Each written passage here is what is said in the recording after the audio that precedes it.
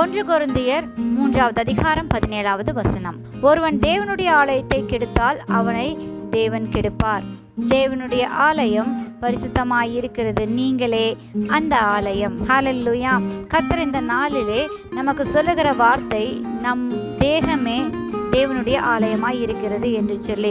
ஆமென். பிரியமான தேவ ஜனமே, நம்முடைய தேகத்தை நாம் எப்படி பாதுகாத்து கொண்டிருக்கிறோம்? ஆவியை பாதுகாக்கிறது போல நம்மளுடைய தேகத்தை நாம் பாதுகாப்பது மிகவும் அவசியமாய் இருக்கிறது. உடலில் ஒரு பிரச்சனை வருவதற்கு முன்பாக அதற்கு தேவையான நடவடிக்கைகளை நாம் எடுக்க வேண்டும். சாப்பிடுகிறதிலையும் மற்றபடி எல்லாவற்றிலும் பரிசுத்தத்தை பேணிக்காத்து வரும்போது கர்த்தர் அதிலே வாசமாய் இருக்கிறார். நம் அசுத்தத்திற்கு இடம் கொடுத்து குடிப்பழக்கம் மற்ற கேடுபாடுகளுக்கு நம் உடலிலே இடம் கொடுப்போமானால் அந்த ஆலயத்தை தேவன் கெடுத்து விடுவார் என்று சொல்லி வேதவசனம் நமக்கு தெளிவாய் கூறுகிறது. அப்படியாக ஒரு புஸ்தகத்திலே நான் வாசித்த ஞாபகம், ஒரு குடிகார கணவனை உடைய ஒரு மனைவி அனுதினமும் ஆலயத்துக்கு சென்று அவள் ஜெபித்து வருகிற பழக்கம் உடையவராய் இருந்தார். அவள் ஜெபித்து வரும்போது அவளை கெட்ட வார்த்தையிலே பேசுவதும் அவளை அடிப்பதுமாக இருந்தான். ஒரு நாள் மிகவும் குடித்துவிட்டு வெறித்து வீட்டிலே வந்து விழுந்தபோது அவனுக்கு முன்பாக அந்த பெண்மணி முழங்கால் படியிட்டு கர்த்தரை துதித்து கொண்டு இருந்தபோது அந்த குடிகார மனிதன் எழுந்து இந்த மனைவியை உதைத்தான் பாருங்கள். அவள் வயிற்றிலே உதைத்த போது அவள் சுருண்டு விழுந்து விட்டாள். மீண்டுமாய் உதைக்க அவன் ஓடின போது அவன் கால் அப்படியே நின்று விட்டது. இயேசு கிறிஸ்துவானவர் அந்த இடத்துல பிரசன்னமாகி அவர் படுத்தரே ஒரு எச்சரிக்கையை கொடுத்தார், நீ என்னுடைய ஆலயத்தை உதைக்கிறாயா என்று சொல்லி. அவன் பிரியமானவர்களே, அதிலிருந்து அவனுடைய கால் அப்படியே நின்று விட்டது.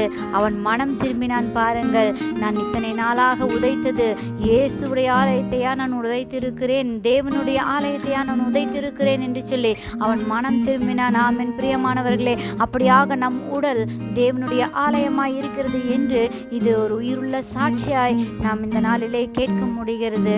நாம் நம்முடைய உடம்பை எப்படி பாதுகாத்து கொண்டு இருக்கிறோம் என்று நாம் கொஞ்சம் சிந்தித்து பார்க்க வேண்டும். அதை சரியாக பேணி பாதுகாத்து வந்தோமானால் நாம் எப்போதும் சுகமாய் வாழ கர்த்தர் நமக்கு கிருபை செய்வார் என்று சொல்லி தலைகளை தாழ்த்தி, கிருபை நிறைந்த நல்ல தகப்பனே, ஆசீர்வதிக்கப்பட்ட இந்த வேலைக்காய் நன்றி செலுத்துகிறோம்.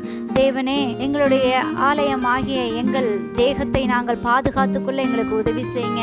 எது நல்லது எது கெட்டது, பாவங்களை விட்டு விலக, கெட்ட பழக்கங்களை விட்டு விலக, குடிகளை சிகரெட் பழக்கங்களை விட்டு விலக அப்பா பிள்ளைகளுக்கு உதவி செய்யுங்க. அப்படியா இந்த நாளிலே கெட்ட பழக்கங்களை விட்டு விலக முடியாத பிள்ளைகளுக்கு தகப்பனே, நீர் இந்த நாளிலே அவர்கள் ஜெபிக்கிற, அவர்கள் கேட்கிற அந்த குடும்பத்தில் இருக்கிற நபர்களுக்கு ஒரு விடுதலை உண்டாகட்டும் என்று சொல்லி உமது ஆவியானவர் இந்த நாளிலே இறங்கி கிரியை செய்வீராக. அவர்கள் அந்த பழக்கத்தை விட்டு மனம் திரும்ப தேவன் உதவி செய்யுங்க. பெரிய காரியங்களை செய்யுங்க. இயேசு கிறிஸ்துவின் நாமத்தில் ஜெபிக்கிறேன் என் ஜீவனுள்ள நல்ல பிதாவே. ஆமென்.